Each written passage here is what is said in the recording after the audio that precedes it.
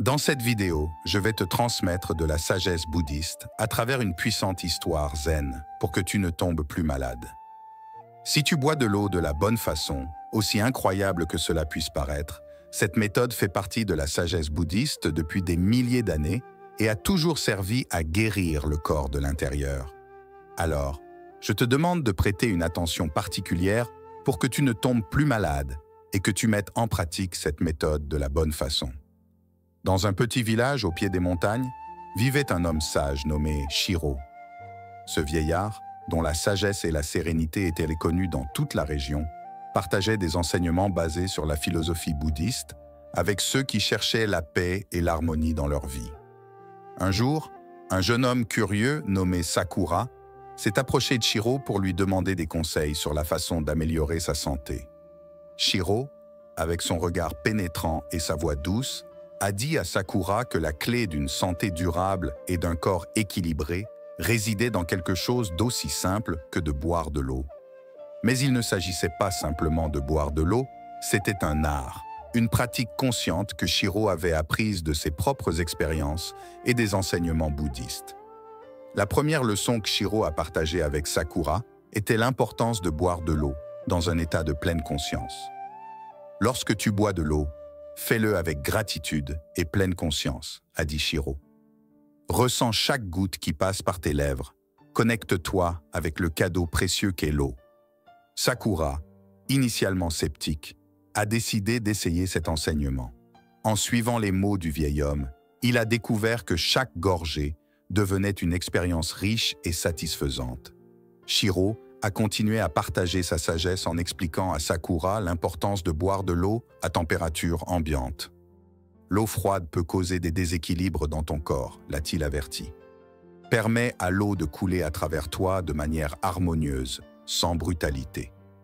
Refroidis-la naturellement si nécessaire, mais ne la rends jamais trop froide. Sakura, intrigué par ces mots, a commencé à remarquer des changements dans sa digestion et son bien-être général en adoptant cette pratique. La troisième leçon de Shiro tournait autour de la pureté de l'eau. Cherche toujours l'eau la plus pure que tu puisses trouver, a conseillé Shiro. Le corps est un temple sacré, et l'eau que tu bois devrait refléter cette pureté. Filtre ton eau et remercie pour sa propreté avant de la boire. Sakura, conscient de la qualité de son eau, a commencé à chercher des sources plus pures, ressentant une connexion plus profonde avec le liquide vital.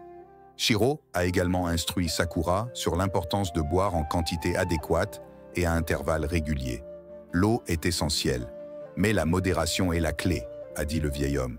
Boire en excès peut être aussi préjudiciable que la déshydratation. Apprends à écouter ton corps et à lui fournir la quantité d'eau dont il a besoin. Sakura, qui avait l'habitude de boire de manière impulsive, a trouvé un équilibre adéquat qui a bénéficié à sa santé en général. La cinquième enseignement de Shiro se concentrait sur la connexion avec la nature. Bois de l'eau dans des environnements naturels chaque fois que cela est possible, a conseillé Shiro. La nature a une énergie guérisseuse et l'eau des sources et des ruisseaux a des propriétés uniques qui peuvent revitaliser ton corps et ton esprit. Sakura, qui avait l'habitude de boire de l'eau du robinet, a exploré des endroits naturels et a remarqué une vitalité renouvelée à chaque gorgée.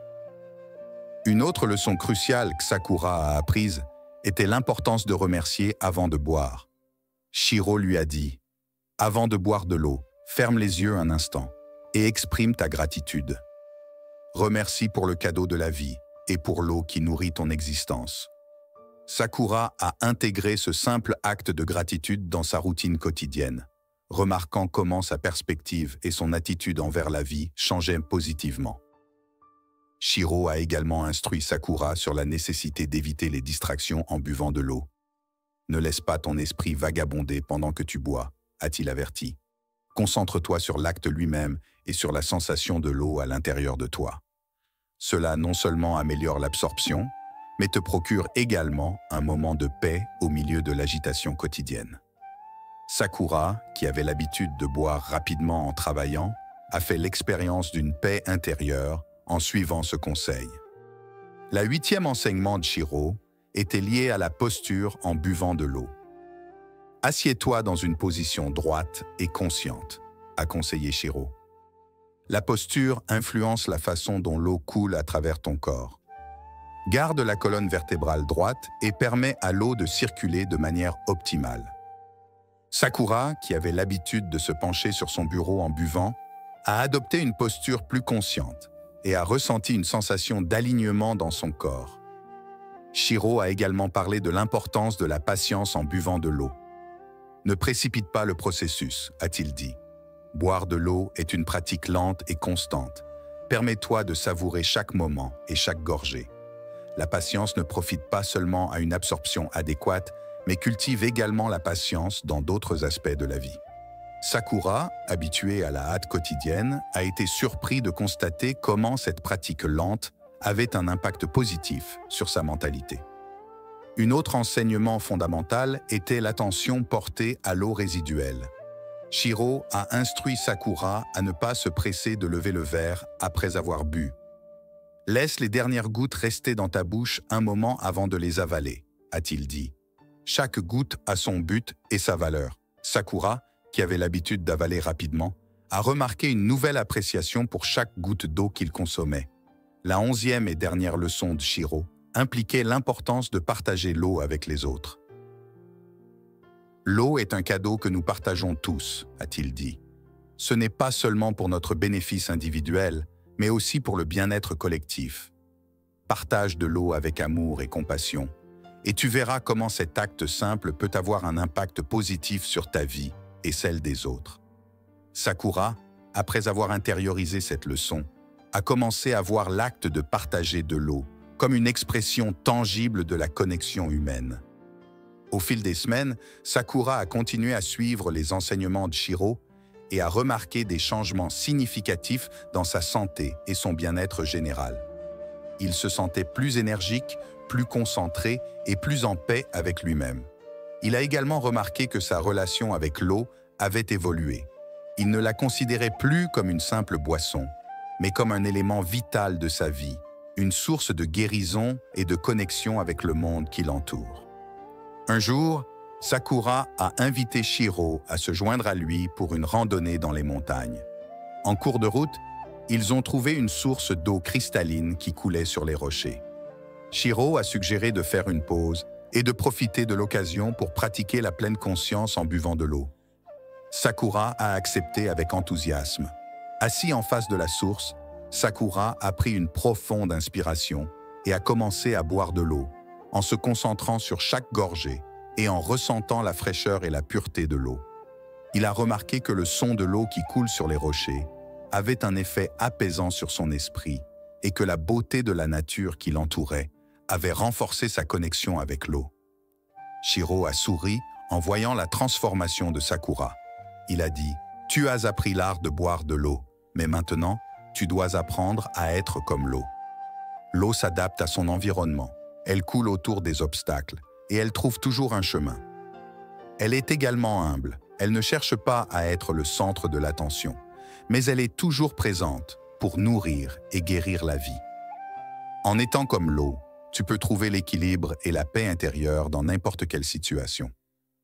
Sakura a réfléchi à ces mots sages et a réalisé que la pratique de boire de l'eau de manière consciente était plus qu'une simple méthode pour améliorer sa santé, c'était un chemin vers la croissance personnelle et spirituelle.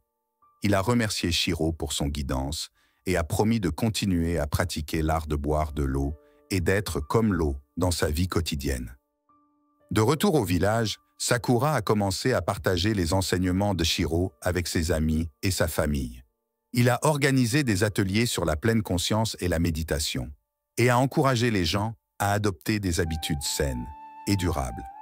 Il a également continué à explorer la nature et à découvrir de nouvelles sources d'eau, chacune avec ses propriétés et son énergie unique. Au fil du temps, la sagesse de Shiro et la pratique de Sakura ont eu un impact profond sur la communauté. Les gens ont commencé à se sentir plus en paix avec eux-mêmes et avec les autres, et la santé et le bien-être général de la communauté se sont améliorés. Sakura a réalisé que la guérison ne se limitait pas à la santé physique, mais qu'elle impliquait également la guérison émotionnelle, mentale et spirituelle. Nous pouvons conclure que l'histoire de Sakura et les enseignements de Shiro sur la façon de boire de l'eau ne sont pas seulement un récit sur des pratiques saines, mais aussi une métaphore de la vie elle-même.